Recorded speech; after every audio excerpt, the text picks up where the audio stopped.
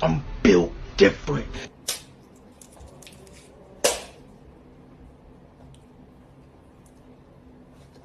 Oh shit!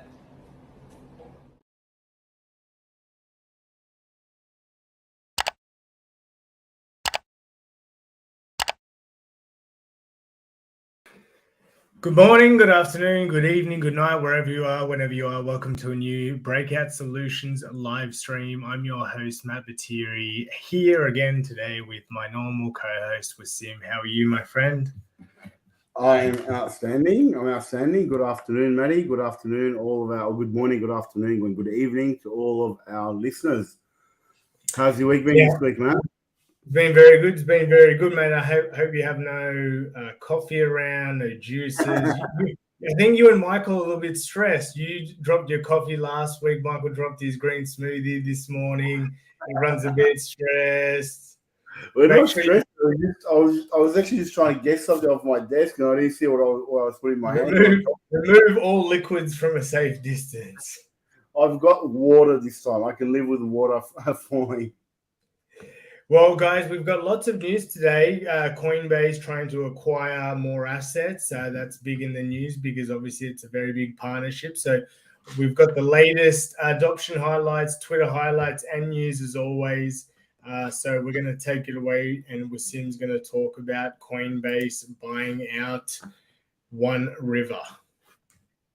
All right. So Coinbase buys crypto asset manager One River Digital Asset Management. So as part of their expansion, Coinbase cryptocurrency exchange has purchased institutional digital asset manager One River Digital Asset Management to boost its presence in the crypto economy. So ORDAM, which is registered under the U.S. Securities and Exchange Commission, is a subsidiary of One River Digital Asset Management. The investment advisors provide institutional clients with access to digital assets through diverse investment offerings. So obviously Coinbase is trying to get into the institutional side of crypto, not just the retail, because obviously the Coinbase exchange is predominantly targeted, or their main clients are retail investors, and now they're looking at growing into security investors. Now, I don't know why. I mean, I've got a few ideas of why they're doing this. So probably because they realize that with the SEC coming down on crypto, they need to diversify into other registered asset providers or asset advisors, I should say, because if a lot of crypto does become securities, then they will need to be regulated. So I think that's the bigger plan. And they're going to change the name to what they say they're going to change the name to Coinbase Asset Management. It'll be a subsidiary of Coinbase. Yeah, and I think I agree with what you just said. I think they're trying to cover themselves, and if crypto does become securities, everything except for Bitcoin, I think they're trying to cross their T's, dot their I's, and make sure that they don't get into any trouble themselves. Yeah. Look, I think if it does happen with crypto becoming, or all cryptos except Bitcoin becoming a security, we're going to see quite a big downward spiral in crypto for a little while as people adjust to this, and then a lot of these companies start to follow all their stuff. So again, as we always say, don't leave your crypto on exchanges because we don't know what will happen if this does happen. So be careful and always self-custody your crypto. That's right. All right. The savior of crypto, Michael Saylor, has had his tax fraud charges dismissed. So basically, the Superior Court of the District of Columbia dismissed the civil complaint against MicroStrategy, which claimed the American business intelligence firm helped its co-founder, Michael Saylor, evade income tax payments. So Saylor and MicroStrategy filed a motion to dismiss the complaint in October, and the court ruled in favor of the request on February 28th. So the case was the first under DC's just amended False Claims Act, seeking payment of up to $25 million in income taxes owed an undisclosed amount in treble damages, civil penalties, and other reliefs. So meanwhile, charges against Saylor have not been dismissed, and the former CEO is scheduled to go to trial on March 10th. So a bit more FUD out there for the man himself, our savior, Michael Saylor. What do you think? Yeah, I mean, look, I mean, they went after him as well as MicroStrategy, so he was able to get the charges, or they're not even charges, they're actually just a civil, they're a civil court case. Yeah. Yeah, so it's not a criminal case. No, it's not a murder charge. Everyone relax. Yeah, so it's not even a criminal case; it's just a civil dispute. And he got MicroStrategy out of hot water, and now he's got to go in and answer some questions. Look, I think Michael Saylor's smart enough to be able to fight through something like this, and and be able to have himself set up in a way that he won't get caught out. So, like you said, it just FUD people trying to go after him because he's outspoken about crypto. And he's a big crypto advocate and promoter. So I wish him luck, and I look forward to seeing the results of the court case. Yep. All right. So this is an interesting one that I want to talk about, which is Bitcoin's inflation rate is now 3 times lower than the US dollar. So some people might say, well, how are you saying that Bitcoin has an inflation rate? Because we've always said that Bitcoin is a hedge against inflation. So what you need to understand is Bitcoin is inflationary in nature up until it gets to 21 million Bitcoins minted, which will happen at 2140. So in about 117 years from now. 117 years from now, the last Bitcoin will be mined. Now, as we all know, every 4 years there is a halving, which means there's less and less Bitcoin. Right now is 6.5 Bitcoin per block, which is around every 10 minutes. And then in next year, in about May, that's going to be halved. So it becomes 3.25 Bitcoin for every 10 minutes. So each time the halving happens, it reduces the inflation rate because it is limited, and then reduces the inflation rate. So what this article is talking about is actually comparing the US dollar inflation, because as you know, the US dollar is a fiat. The purchasing power is going down. They turn the money printer on and off whenever they feel like it, versus Bitcoin, which has a fixed supply and it is inflationary as we get closer to 21 million. Now, over the past few years, the Bitcoin inflation rate is now at 1.79% versus 6.4. It also peaked at 7% in 2021 for the US dollar. So the US dollar is about 3 times the Bitcoin inflation rate, 3.5 times the Bitcoin inflation rate exactly, to be exact. So they're comparing of how much inflation the US dollar happens because the money printing, the devaluation of the dollar, the reduction in purchasing power, versus Bitcoin, which even though we still say it is a hedge against inflation, the prices have been going up and down, but over time it's been going up. So this is what this article is talking about, and this is why it's so important to be getting into Bitcoin now before the next halving, because there will be price adjustment, which means the Bitcoin price will go up and make it even harder and harder and more expensive for people to get in. So if you want to create some wealth, I do a lot of reading about Bitcoin. You really need to be buying or dollar cost averaging into Bitcoin and holding it for about 2 cycles. I actually had a lunch with a guy today that told me he had a client, and his client that's how he found out about Bitcoin. There were teachers, they were dollar cost averaging to Bitcoin for about 8 years. And in about 8 years' time, they were able to pay off all their debt and become financially free. That's the value of Bitcoin. Wow, that's a good story. And just on that, guys, as Wasim said, yes, Bitcoin is inflationary. I'd love to be around in 2140 when Bitcoin stops. There's no more Bitcoin mining, and then basically we start becoming deflationary because there's going to be people that lose their keys, their wallets, all that secret phrases, and it's going to become a deflationary currency, which means it's probably going to have a very accelerated price curve. I would believe at that time. Yeah, I don't think you need to wait to 2140. I mean, that's chances are we're not going to be alive by then. I know, I've said unfortunately.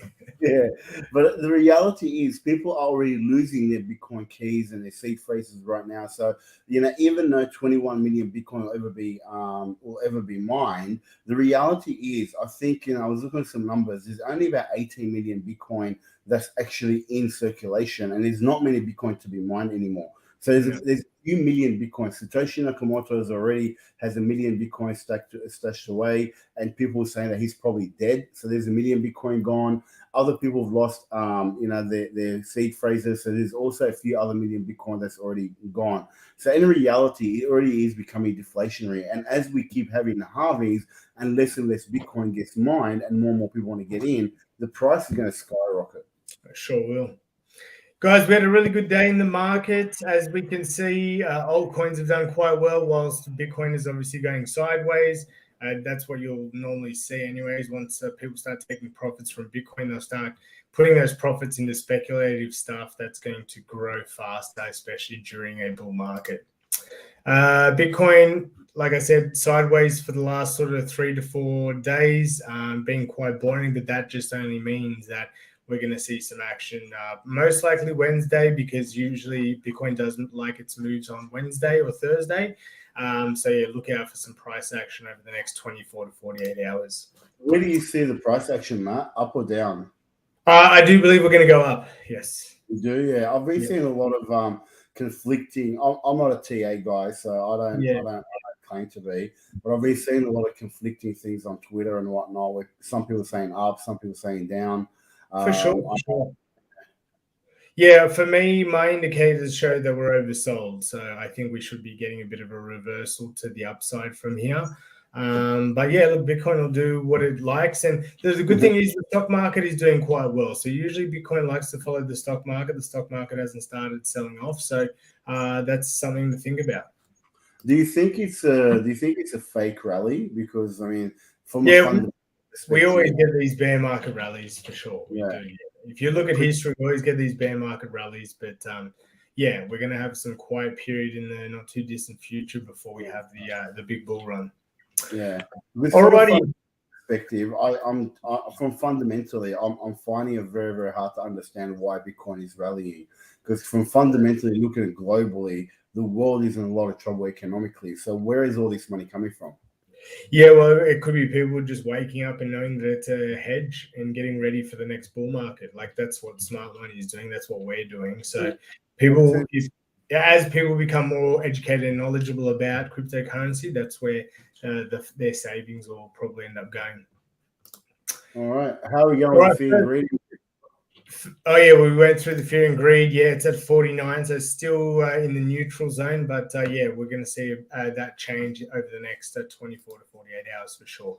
Yeah. All right, first tweet of the day is from Look On Chain. With the SEC regulation of BUSD, Binance is looking to collaborate with other stablecoin projects. Minted 180 million TUSD from Feb 16 to Feb 24th, announcing listing of liquidity in the innovation zone on Feb 28th, and announced launching TRU perpetual contracts today. So lots of action happening on chain. And this is why I like Binance. Whenever sees these back is against the wall, he finds solutions on how he can still make Binance operate. So that's why he's the king in my view. Are you getting out of BUSD, or do you still hold some BUSD? Not from the passive. I'm keeping the passive income stuff that I generate BUSD with. Yeah. So the passive, I keep still on the Binance chain. Yeah, cool. All right, so crypto exchange Bybit partners with MasterCard to launch debit cards. So if you don't know who Bybit is, they're probably one of the largest exchanges for trading, I should say. A lot of people get onto Bybit to trade, like there's Bybit and Fimex. They're probably the two largest trading exchanges because they have all the tools and whatnot in there. Now they are partnering with MasterCard to create a Bybit card, which means users can then real-time conversion from their crypto to fiat. So you can pay for things, you can go pull out cash, it automatically transfers converts your crypto cryptocurrency into fiat. At the moment, this card is only available in Europe and can only be converted to the pound or the euro, and it only supports Bitcoin, Ethereum, USDT, USDC, and XRP. As they go down the path, they're looking at adding more and rolling out around the world. So it is becoming easier and easier to use crypto to pay for your things. Sure is. Next one we got Cointelegraph, but it's Cointelegraph. Digital assets investor poured more into DeFi projects than ever before in 2022, with funding rocketing 190% to 2.7 billion compared to 2021. CeFi, however, went the other way.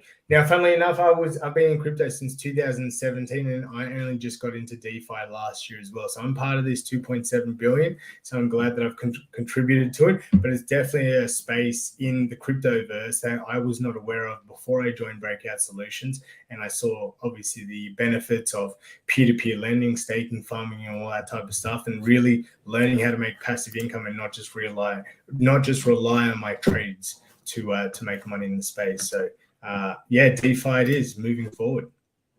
And so DeFi is definitely going to be a big player in the next bull run, in my opinion. G'day, Charles. Thanks for popping in and saying hi. I hope you're enjoying the stream. Alrighty, let's continue with the adoption highlights. Go with Sim. All right. Okay, so adoption highlights. Xapo, I hope I said that correctly. Xapo Bank becomes first lender to enable near instant Bitcoin payments. So this bank is a newish bank. They started off in about 2019. They got all their licenses, so they can interact with other banks. They're on the Swift system, etc., etc. And now they've implemented the Lightning Network as part of a partnership with Lightning Spark. So this collaboration is going to allow users to do minor purchases through Bitcoin. So what that means is, when I say minor, it's only up to $100 at the moment. So it means that if you go to a shop and you want to pay for something using Bitcoin, you can use their card to pay with Bitcoin through the Lightning Network, which is an innovation that no other bank has done. So they are the first bank to do that, and they want to grow that to obviously larger amounts as they roll this out. So this is pretty big news, considering a bank now allows people to pay by Bitcoin. So banks are starting to see Bitcoin as a tender, so as a currency. So some interesting times ahead. Sure is.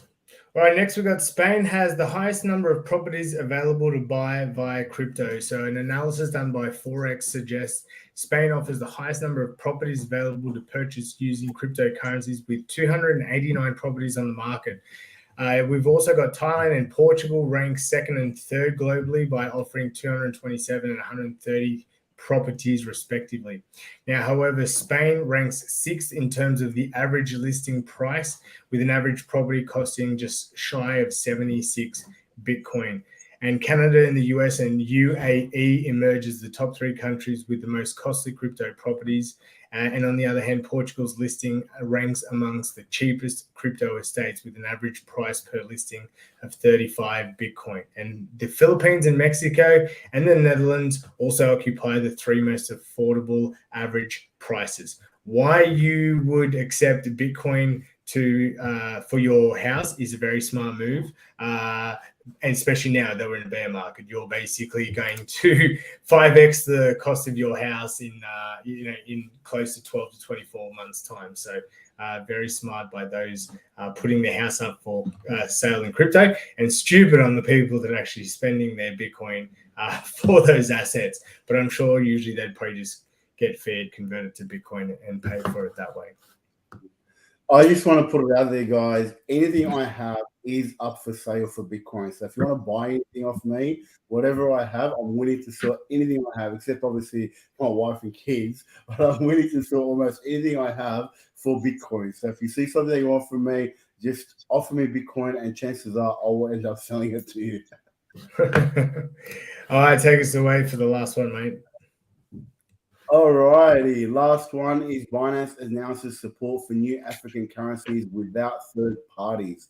So this is pretty big news from Binance, because as I've said to you guys in the past and mentioned in the past, in Africa, there's a lot of P2P transactions happening with Bitcoin, a lot of people buying Bitcoin through peer-to-peer. So generally speaking, for us here in the West, we are usually we're just usually accustomed to just onboarding our currencies onto an exchange like Binance or Independent Reserve or any of the exchanges, the regulated exchanges in our countries, and then we buy Bitcoin through that. In Africa, they don't all have that access to that. So a lot of them buy through peer-to-peer networks and through the peer-to-peer sites. Now, Binance is allowing peer-to-peer sales of Bitcoin. So you can sell your Bitcoin directly to another person, and now you can accept different things like the Liberian dollar, the Sierra Leone leon, Leonean leon, the Gambian, the Lassi, the Mauritanian Gua. I don't know how. There's a lot of hard ones there today. Can you say the last one there, Matt? If you can say the last one there. Cape Verdine, Escudo. Actually, you can because you've got a French background. Cape Verdine, Escudo. It's like a mixture of a few things. Yeah, it's a mixture of French and Spanish, I think, and maybe a little bit of Italian there. So users in the region can now transact with each other in their local currencies without a third party or intermediary, and they can also trade and post trades, advertisement in newly supported currencies, and direct trade BTC with other users at zero fees. This is huge because this is going to allow even more and more adoption in those countries and more people to be able to buy and sell Bitcoin peer-to-peer. You've got to remember, Bitcoin first started as a peer-to-peer network before decentralized exchanges started taking over.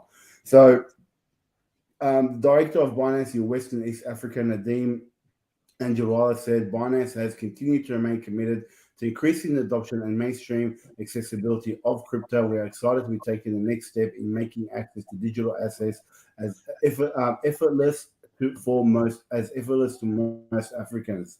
So, like I said, this is great news for Africans. This is going to allow more and more adoption for people to be able to buy, Bitcoin through a peer-to-peer network without having to go through an exchange. Alrighty, that's it, guys. Thank you so much for tuning in for another Breakout Solutions live stream. We appreciate your support. Don't forget to leave us a like, subscribe, and turn on all notifications so you can be informed when we go live every single day, Monday to Friday, with educational content on the weekend. But once again, stay crypto. Any final words from you, Wasim? I think for me, mate, as always, stack sats and stack banks. Bye, guys.